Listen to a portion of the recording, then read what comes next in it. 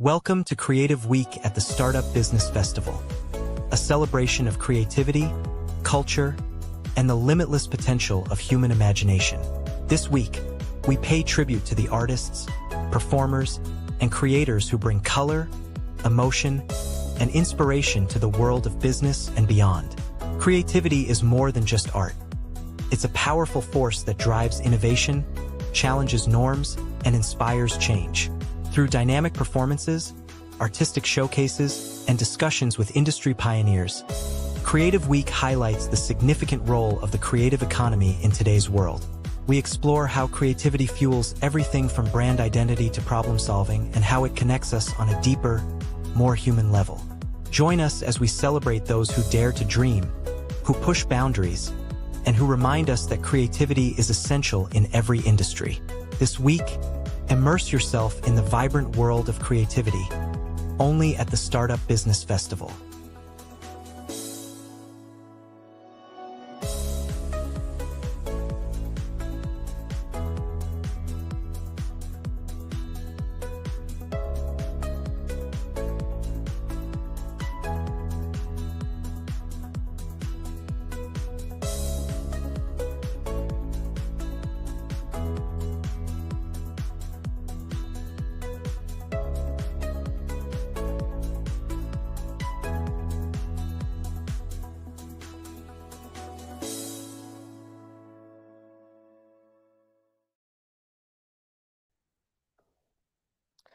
Welcome to day 3 of the Entrepreneurship for Cultural Expression Week at the 2024 Startup Business Festival. Today we are honored to journey into the world of haute couture and fearless innovation with a trailblazer in the global fashion scene. It is my pleasure to introduce our guest today, Tsefofatso Malefane, a visionary designer whose name has been synonymous with cutting-edge creativity. Born and raised in the vibrant streets of the East Rand in Davidson, Tsefofatso's journey from humble beginnings to a global stage is nothing short of inspiring. His fearless artistry and avant-garde designs have earned him accolades and cemented his reputation as a true high fashion genius. Recently, Tsefofatso made waves at the Moscow Fashion Week with his groundbreaking collection, Frankenstein. This masterpiece is not just about fashion, it's an exploration of transformative evolution and resilience. With intricate butterfly motifs woven into the collection, Frankenstein captures the liberating beauty of metamorphosis, a story of rebirth told through fabric and design. Today, we delve into Tsefofatso's remarkable journey, his creative process, and the profound message behind his work. We'll uncover how his bold vision and in redefining contemporary style and positioning African fashion is a powerful force and on a global stage. Prepare to be inspired by a story of perseverance, innovation, and artistry. Let's welcome Tsefofatso to the stage. Hi, Tsefofatso, how are you? Hi, hi. How are you? I'm great, thanks. So I'm going to allow you to introduce yourself. I've done a brief intro, but I know there's more to you than what I've just said. So I'm going to hand over to you. Just take us through who Tsefofatso is.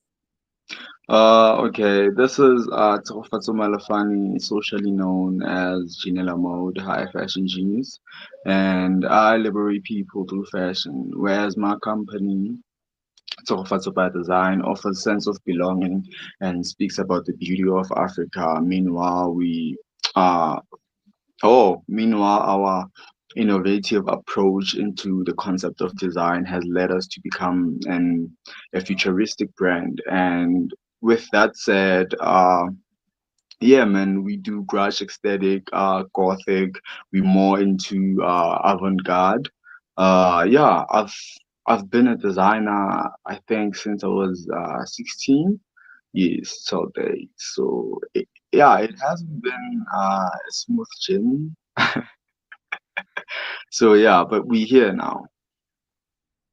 Obviously, no journey is completely smooth, especially for South Africans and people who are in the creative space.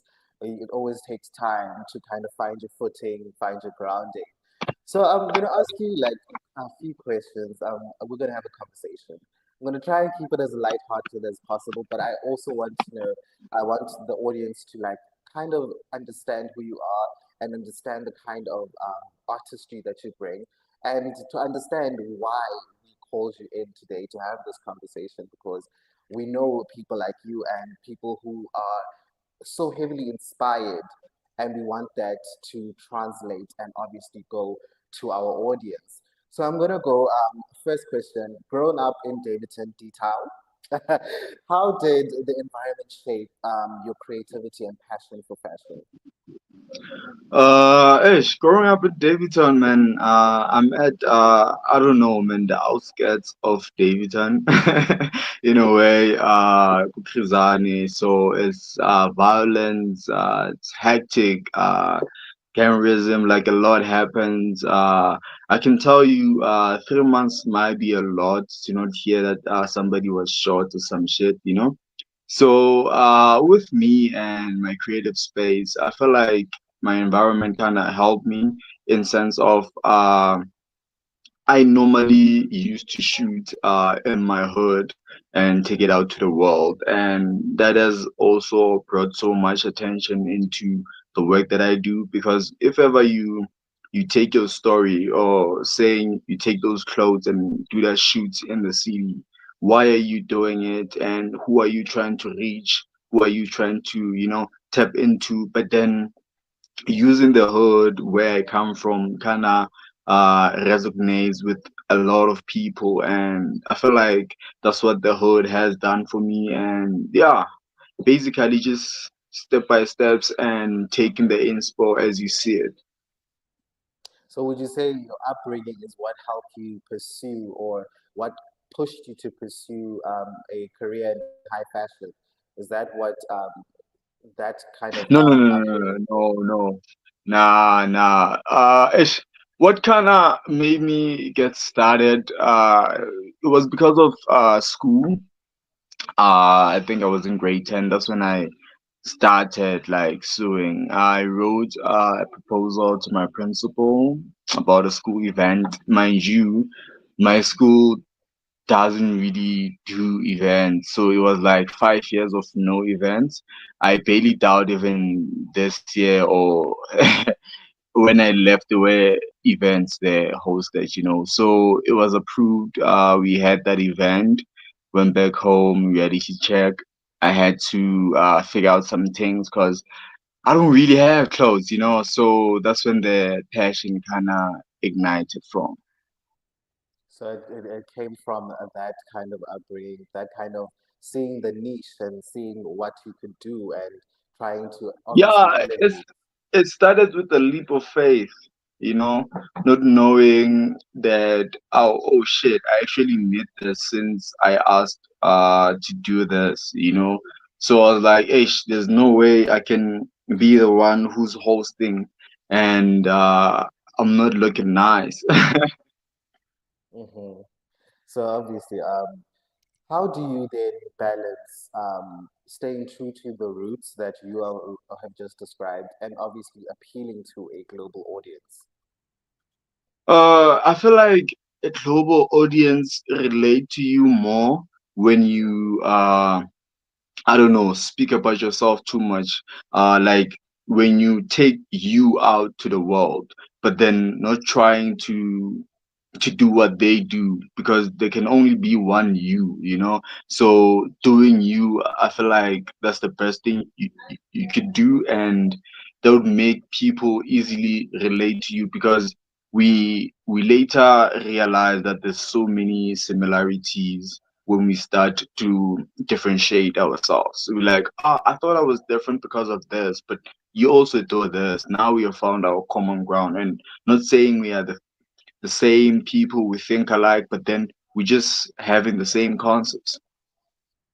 So obviously, with staying true to who you are, let me ask you a question. What role does the African culture and the African landscape play in your designs? Hey man, first thing it's color, and secondly, try like tribal markings. I'm still venturing a bit more into embroidery, and I don't know, man, just being free to do those things that are outrageous and put them in a way that people can understand it, you know? So, yeah, I can say Africa kind of played a big role because if I was born in the Western side, I think mostly my designs would be plain and just that detailing here and there, you know, basic work. But then in Africa, man, we so vibrant, we so open to creativity and yeah, innovation, man, at first, at heart, you know? So approaching that innovation kind of leads you to become that futuristic brand. So obviously, leaning into the future, what can you share a pivotal moment in your career that solidified and said, "Okay, now I've arrived. I've made my step in the fashion world. Now I've started." Uh, hey man, in the fashion world, I feel like I'm still making my statement, but then my debuted collection kind of made people understand me more because I feel like I I finally gave out what I was happy to give out to the world and not just taking out work because you want to be consistent because you know a lot of reasons, but yeah, just mainly doing what you want and how you want it.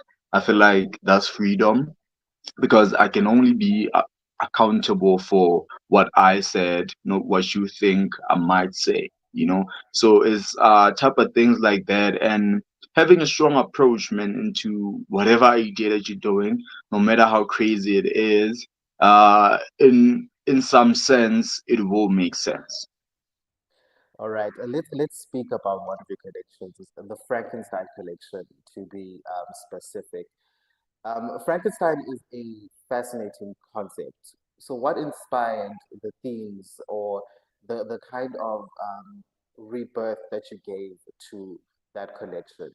Hey man, again, it's I feel like I'm writing a book about my life with these collections, with every garment being a diary entry of how I felt, how I want to express myself. So the previous collection before this one, it was the Rona Lady basically saying a rising star causes havoc passing through the universe.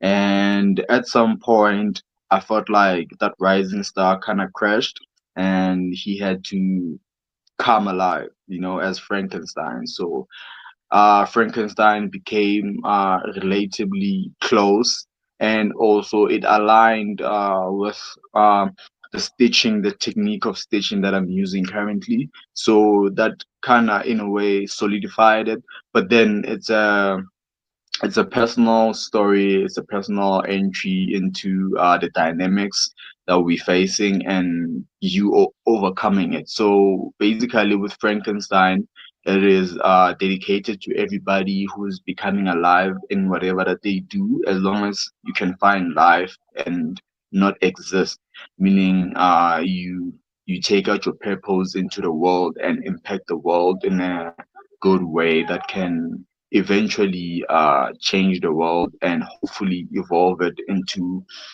a better place, I guess. I'm guessing that evolution played a role. So I'm going to ask you about the butterfly motifs, especially that you used in Frankenstein, and how they are symbolic. Do they represent anything to you personally or artistically? Yeah, man. The wings of the butterfly. It's a suture print, like that blanket's suture print. I just took it, digitized it, and changed it into those wings.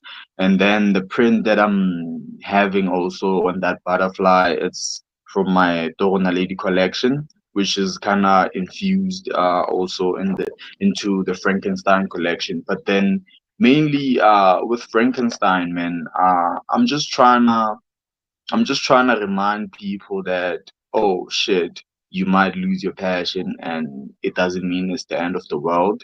But the biggest reminder it would be to myself, because I went through that shit. I felt that, and I got to a point whereby I didn't want to do what I'm doing now.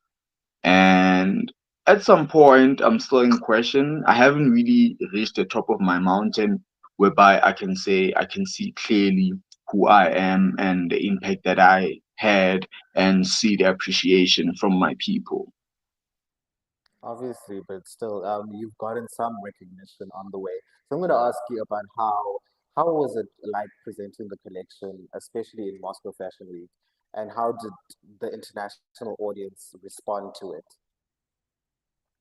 Uh, Hey man, I was excited man to drop Frankenstein, cause with the one lady it took quite, I think I took like 2 years expressing it into the world, until on, I think last year it was finally like understood on the message that I'm trying to portray. And then it was after that, when I was exhausted of telling the same story over and over, that's when I was like, okay, now let's find our new chapter. And somewhere somehow I found Frankenstein, and I took it from there and taking it to the world. And it was beautiful there, mainly from Soweto Fashion Week, because that's where it started. The reaction from my people were like crazy, and it is what I expected, because I did put in the work. And then for Moscow, man, I wasn't expecting that, I got a review. I think the biggest review I got from that side was from modern 80 shows. My show was the one that they couldn't forget. Mind you, my show was on the first day, and that was a 9 day fashion week. So it's a lot, and it's scary, and it's putting a lot of pressure on me now that I'm when it's sinking in like deeper and deeper, like, oh, this is the bar that you have set for yourself and for everybody. Can you do this again? Because if I can't do it again, we can conclude and say it was a mistake. But if I actually, break it and still get the same love and feedback from them, then I can say, oh shit, now this is it. You can't shake it off. You know so it has to be, I don't know, it has to be in you in order to take it out to the world. Because if you take out what's not inside of you, you may fall short, because you don't know that thing. You only know you. That's who you are accountable for. So yeah, man, Frankenstein has played a big role. So, what message or emotion do you hope people take away from your Frankenstein collection? Man, it's an easy quote, hey, that becoming alive is a tradition that many don't live, and I'm just trying to create life into clothes. I feel like that's the message that I'm trying to send, and also reminding people that you you are capable of being resilient if ever you believe in that concept or idea.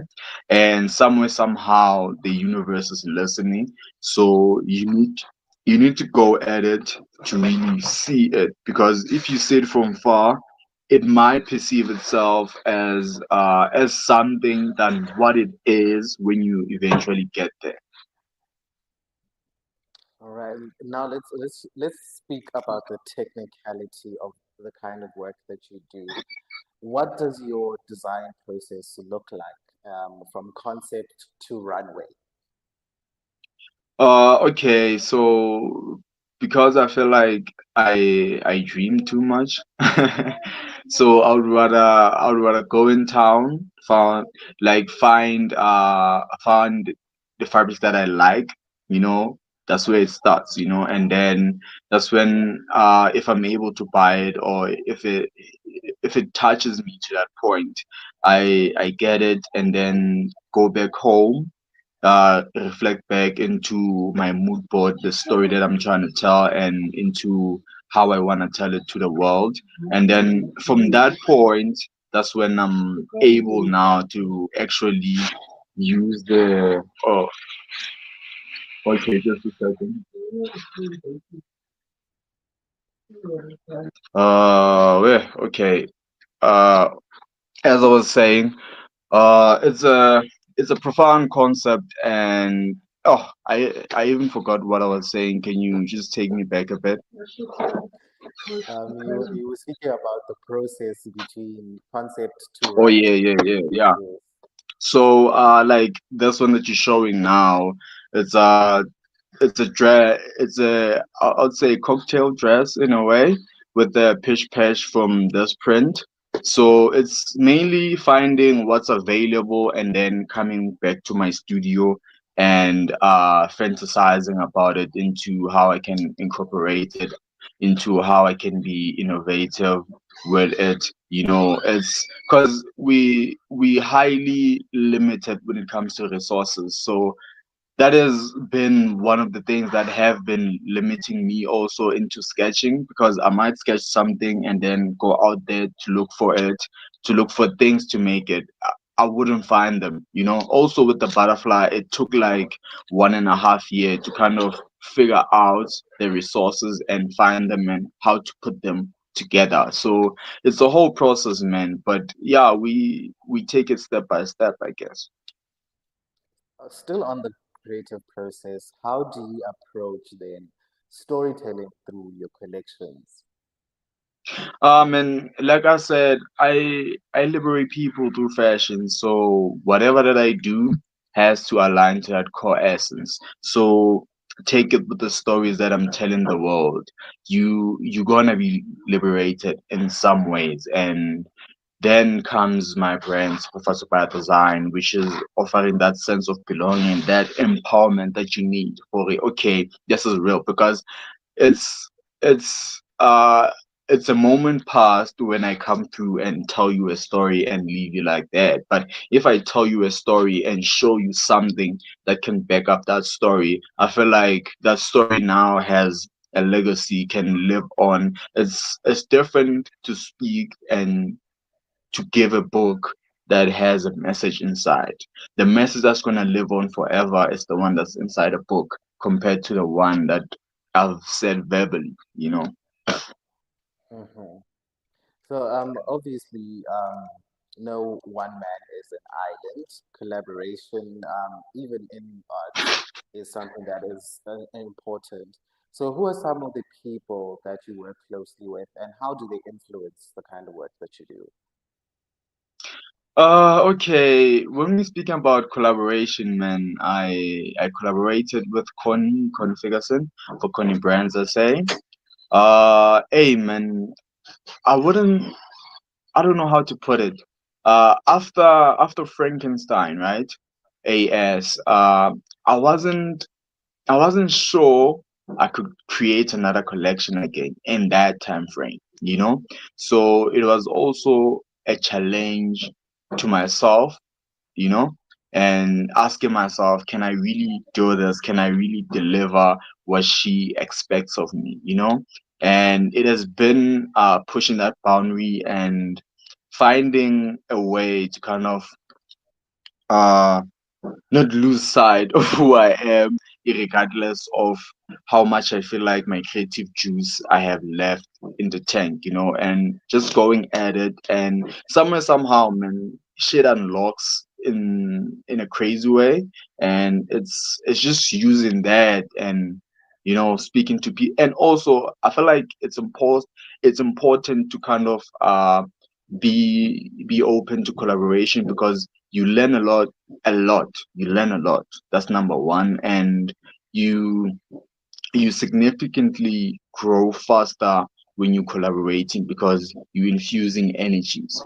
And it's also about you knowing who you are at first, because I don't really like collaborating with people who don't understand who they are, because I can easily influence you, and then the next thing you trying to become me, you no longer who you were before me. So I'm running away from that. I mainly collaborate with people that understand themselves, because I know that we can work together. We won't lose shit from each other, but then we can be able to assist each other when we need so. which is beautiful. And obviously, there's always, with collaboration, with everything that builds up, there's always the tech expert aspect of it. So, how has technology impacted your creative process, particularly in design and or production? Hey man, I was attending these workshops in town, Arts Alive. So there's this guy called Francis. They have this academy and stuff. So they were basically showing us into how we can keep track of our work, into having it digitally, like on paper, and also having it physically. So looking at that, it kind of makes life easy, because I can do one sample and quality assure it and make sure that is proper and ready for retail. And from there, I can easily draft that pattern digitally and have all my instructions there and send it to a team, either it's a CMT or whatsoever, that I have to reproduce that specific look or that collection. So it it makes it easy for me now to move and capitalize on the work that I already have, because sometimes, man, you might do a design, and when you have to do it again, we're not computers. So you can't really remember everything as it was. So a pattern, and also having a digital pattern, I feel like it plays a significant role into you sustaining yourself also and your business. Obviously, and obviously, this is all trying to actually create your own lane and create your own space within the global fashion industry. So, do you feel like there has been any experience that you have with navigating the global fashion industry, especially as a South African designer? I have. Um, do you have any like nuggets, or do you have anything that you can share with us with your experience in navigating the global fashion industry Oh, as a South yeah, yeah, African man. designer? I mean, it's simple. Number one, it's the models that we use. Number two is the platform that we on. It's different. We having different media. We having. I was working with probably one of the best team in the world. I mean, makeup and hair. And I also had a stylist from that side, which is help with my accessories. But the biggest thing that I've came to my revelation was our work. There's nothing wrong with our work, it's how we present it. So presenting it globally is a certain standard that you present at, and it's easy for people to now understand your concept, because you fully executed. Because here, dog, in Mzansi, if ever I just try to kind of say, okay, here's a show, here's my mood board for makeup, and then on my mood board, I send that mood board of the Joker and the Frankenstein's bride, they're gonna easily laugh at me and be like, "You crazy? We're not gonna do this." So it's those privileges that kind of make you different and puts you in a different position, I guess. Which is always about cementing yourself and always trying to carve Yeah, your man, own way. you Um, gotta believe in yourself, man, because it's the same collection I dropped in the country. It debuted in the country first, and then it went out. But if ever we look at the pictures, we look at the outcomes, it's two different outcomes. And I feel like the hardest thing now for me is to randomly showcase at any show. That's hard, because the type of models that they're giving, the type of team that they're having, kind of devaluates the value I've created being on a global stage, because I can't just be messing up with my reputation like that. I'm having things to concern right now. So saying that I'm no longer the same brand that I was. I'm no longer as open that I was. I have to be mindful about certain things because I'm not trying to be a one-hit wonder. I'm trying to live on forever and also live a legacy. And hey man, it's not easy, but we keep at it. So yeah, with the last 10, 15 minutes that I have you with me, I'm going to ask you like future questions. So now looking into the future, what do you think the future of African fashion is now that they have players like you and they have visionaries like you? Man, I feel like the biggest topic was diversity. That's where we're on. If you diverse and speak of Africa and you know how to narrate it properly, I feel like we're doing good as a country and we know everything about them. And I can rightfully say now it's our time because they know nothing about us. So we are in the scene and we should be able to present Africa properly. But one thing I can say I've been struggling with is having a national accreditation or prestige award. I haven't been able. Mind you, I won my provincial award when I was 21. Not saying after that I didn't try at any national whatsoever, but I've been failing and I've been getting L's. I've won this year a continental one, which is kind of crazy because I'm struggling to get a national one. So how do I now achieve Africa, but then I can't achieve it home, which is one of the things that I've been struggling with big time. So in a way, I'm starting to feel like my people don't appreciate me, which is kind of making me to start considering moving out, like period. So you see the future of African fashion like that. Yeah, And it is nice, but I feel like I would like to portray it outside the country because the country doesn't appreciate me. Why am I wasting my time? Because it's bad to try to prove a point that you see that you won't make. Because I'm losing a lot, man, trying to be part of I don't know the nation in a way, and I'm tired of that for the biggest run right now. And but then, hi, man, there's still hope, and I'm currently chasing my Satmas again. Hopefully this time I get it.